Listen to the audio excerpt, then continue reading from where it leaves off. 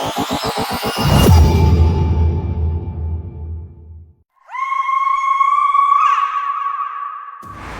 के जाने माने रईस हीराचंद और उनकी पत्नी सुजाता की चमचमाती महंगी कार बंगाल की एक पुरानी बस्ती की सुनसान गली में एक बेरौनक से पुराने मकान के बाहर आकर रुकती है। सुजाता, ये तुम मुझे किस जगह लेकर आई हो? ये तो कोई गरीबों की बस्ती लगती है। यहाँ ऐसा क्या है? हीराचंद की कुछ भी समझ में नहीं आ रहा था कि सुजाता उसे ऐसी अजीब सी जगह क्यों लाई है, जिस मकान में दिन में भी अंधेरा दिख रहा था और धुआं उठ रहा था। आप मेरे साथ अंदर चलिए, सब समझ जाएंगे। यहाँ हमारी हर समस्या का समाधान मिलेगा। सुजाता और हीराचंद आशंकित कदमों से उस मकान में दाखिल होते हैं। तभी उन्हें किसी महिला की बाहरी आवाज सुनाई पड़ती है। चले आओ, चले आओ। हीराचंद ने देखा कि उस मकान के अंदर अंधेरा था। अचानक हीराचंद की निगाह एक कमरे की ओर पड़ी, जिसके अंदर हल्की हल्की सी रोशनी आ रही थी और उस कमरे के अंदर से धुआं उठ रहा था। शायद उस कमरे के अंदर आग जल रही थी। है? ये किसकी आवाज है? यहाँ इतना अंधेरा क्यों है और ये धुआं कैसे उठ रहा है? मेरा तो यहाँ दम घुट रहा है। सुजाता और हीराचंद धीरे धीरे कदमों से उस कमरे के अंदर चले गए। अंदर वाले कमरे में बिखरे बाल वाली एक खूबसूरत सी बूढ़ी औरत सामने जल रही आग में एक मुर्गी की गर्दन काटकर उसका खून गिरा रही थी और मुर्गी का शरीर छटपटा रहा था। ये देखकर सुजाता को उबकाई आने लगी। हीराचंद ने सुजाता की ओर देखकर कहा, तुम ही मुझे यहाँ लेकर आई हो और खुद ही घबरा रही हो। कौन है ये भयानक सी शक्ल वाली औरत और हम यहाँ क्यों आए हैं? अचानक उस औरत ने एक झटके में मुर्गे की गर्दन धड़ से अलग कर दी। ये देखकर सुजाता के मुंह से चीख निकल गई और सेठ हीराचंद भी सहम गया। वो बहुत डरावना नजारा था। ये अघोरा ताई हैं। ये हमें अपनी काली तंत्र विद्या से संतान सुख प्रदान कर सकती हैं। इसलिए मैं आपको यहाँ लेकर आई हूँ। कैसी बात करती हो? जहाँ बड़े से बड़े डॉक्टर सफल नहीं हुए, वहाँ ये मामूली औरत क्या कर लेगी? हीराचंद की बात सुनकर अघोरी ताई ने गुस्से से हीराचंद की ओर देखकर कहा, नादान हीराचंद, काली विद्या में इतनी शक्ति है कि मरे को भी जिंदा कर दे। संतान पैदा कराना कौन सा मुश्किल है? तुम्हें मेरा नाम कैसे पता? क्या तुम सच में हमें संतान सुख दिला सकती हो? तुम जितनी दौलत मांगोगी मिल जाएगी, अगर ये संभव है तो। संतान का नाम सुनते ही हीराचंद की आंखों में चमक आ गई। वह संतान के लिए कुछ भी कर सकता था। तुम लोगों को मुझे एक नवजात शिशु लाकर देना होगा। मैं उस शिशु की बलि चढ़ा दूंगी और फिर वही शिशु तुम्हारे घर में फिर से जन्म लेगा। नवजात शिशु की बलि का नाम सुनते ही सुजाता और हरिचंद डर के मारे सिहर गए, पर उनकी आंखों में उनकी संतान का सपना ज्यादा बड़ा था। वो सब करने को तैयार थे। अघोरा ताई, आप जैसा कहेंगे हम वैसा करेंगे। बस हमें संतान सुख दिला दो।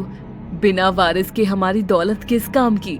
संतान सुख के लिए अंधे हो चुके सुजाता और हरिचंद अपनी नौकरानी शीला से एक नवजात बच्ची चोरी करवा के अघोरी ताई को दे देते हैं।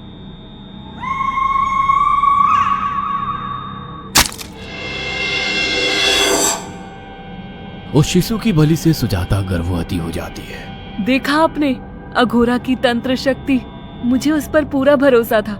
चलो चलकर उन्हें धन्यवाद कहते हैं। हीराचंद और सुजाता अघोरा ताई के पास पहुंचते हैं। वो दोनों बहुत खुश थे और अघोरा पर उन्हें अंधविश्वास हो गया था। अघोरा ताई, आप महान तंत्रिका है। आपने वो चमत्कार कर दिखाया जो बड़े बड़े डॉक्टर नहीं कर सके। ये काली विद्या है बेटा। अगर तुम दोनों चाहो तो मैं इस विद्या से तुम दोनों को हमेशा के लिए जवान बना सकती हूँ। क्या सच में ऐसा संभव है?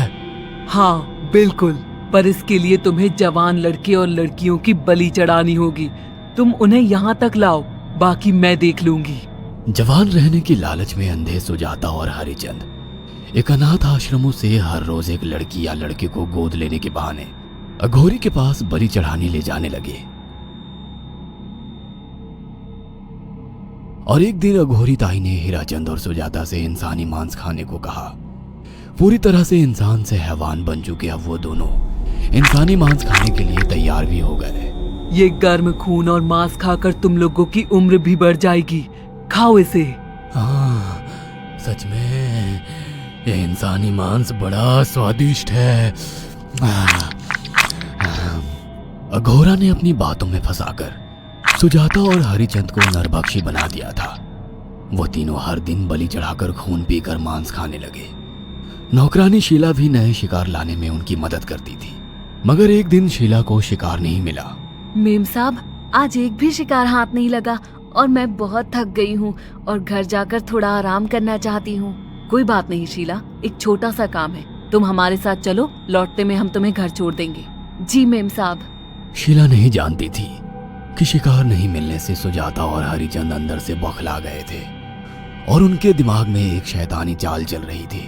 सुजाता, ये बेहोशी की दवा है। शीला के कार में बैठते ही तुम उसे सुंघा देना। आज हमें इसी की बलि देनी होगी। इसने हमारे यहाँ का बहुत खाना खाया, अब हम लोग इसे खाएंगे। वैसे भी ये आगे चल के हमारे लिए खतरा बन सकती थी। कार में बैठते ही सुजाता शीला को बेहोश कर देती है और वो लोग सीधे अघोरी ताई के यहाँ पहुंच जाते हैं, जहाँ अघोरी ताई शीला की बलि चढ़ा देती है और तीनों मिलकर उसे नोच कर खाते हैं।